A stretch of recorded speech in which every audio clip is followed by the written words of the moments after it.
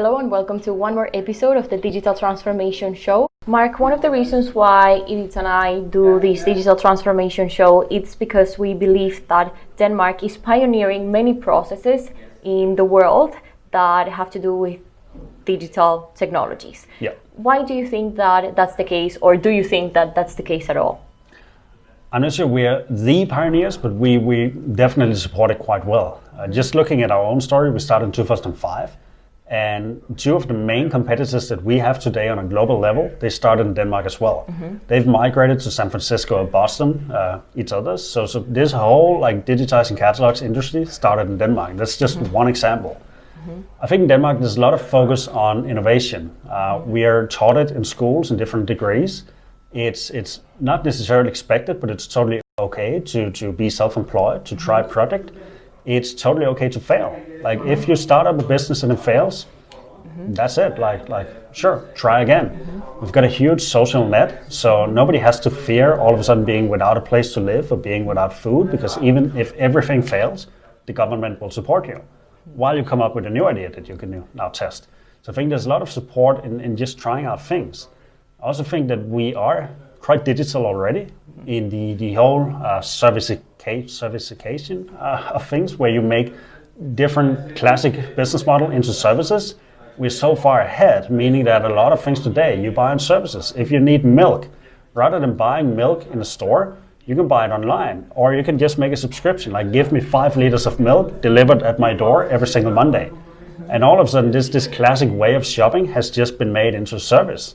And this goes for a lot of different things today in Denmark. Yeah, and I think that we can also go again back to pandemic situation in which many companies in Denmark managed to survive compared to companies elsewhere because of this kind of ecosystem that supports business, supports people. Yeah. Do you think that IPAPER has somehow benefited, and you yourself, from this Danish way of doing things?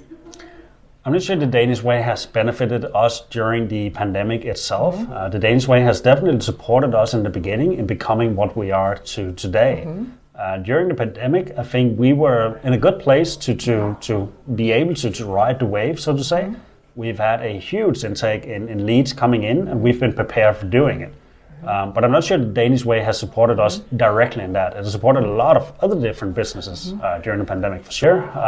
Before it came, we were following the news, and I had pretty good idea of what was going to happen. So we pretty much prepared everybody. 2 weeks before the country shut down, everybody was told to prepare for working from home because it might happen any day. People were asked to bring home their laptops. People were asked to make sure that all of the systems work, that you can access everything from home. So on the day where Denmark shut down, I sent out an email in the evening just saying effective immediately we're shutting down. And so from there, we were just working from home.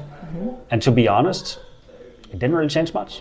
Everything just continued to work. Did you try it before? Had you tried work from home before for your employers?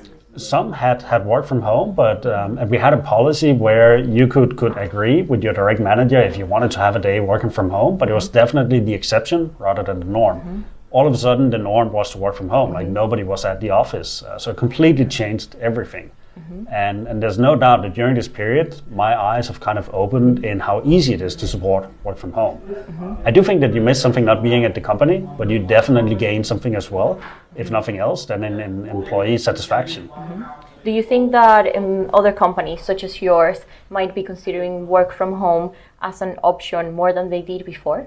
Oh, definitely. And just going to the States, you've got Twitter, you've got Facebook, who have both announced that we're going to have permanent work from home policies where you can work from wherever you want to go. You have a couple of other also companies who have publicly mentioned that from now we're going to be working from anywhere. And we're going to be changing our policies as well to be more open towards working from home. I don't want to ditch the office. I still like people having some colleagues that they can see physically and like meeting up. And I think it gives some kind of bond that you don't get working from home.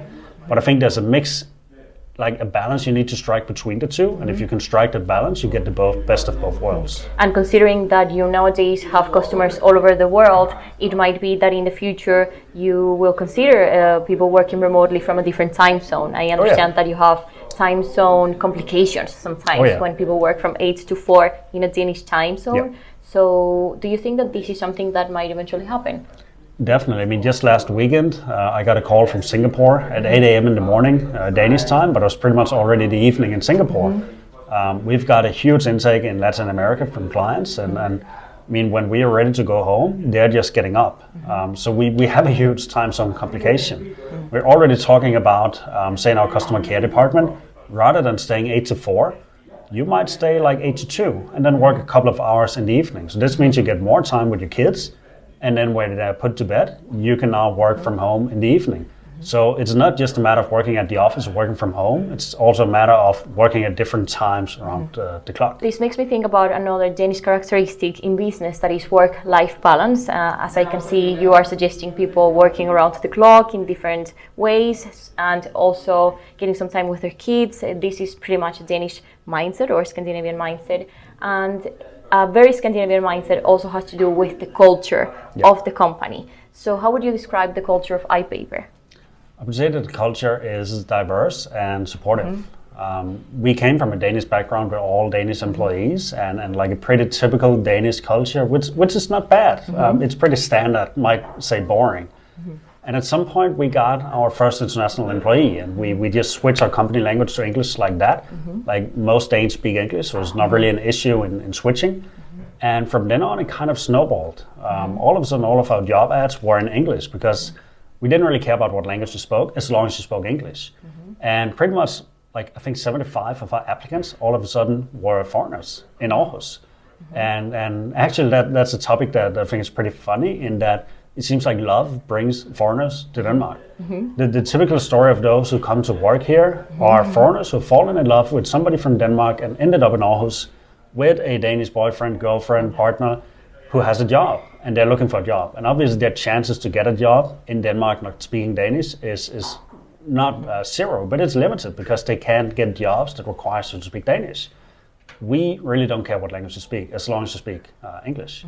If you speak another interesting language, that's great. So we have quite a lot of different languages in here. I think there's about 30 employees. We've got about 12 different nationalities and about 15 different spoken languages. So we're kind of collecting languages these days when we hire people. That's really nice, Mark. Thank you very much for today. I think that it has been a great conversation with you. I'm very happy to be able to film from IPAPER headquarters. We usually have these nice conversations from the Dome of Visions, but it's really nice to be able to be here, to talk with you, to teach our audience a little bit more about your company, about Denmark. And yeah, thanks again. Likewise. Okay. Thank you. Bye. See you.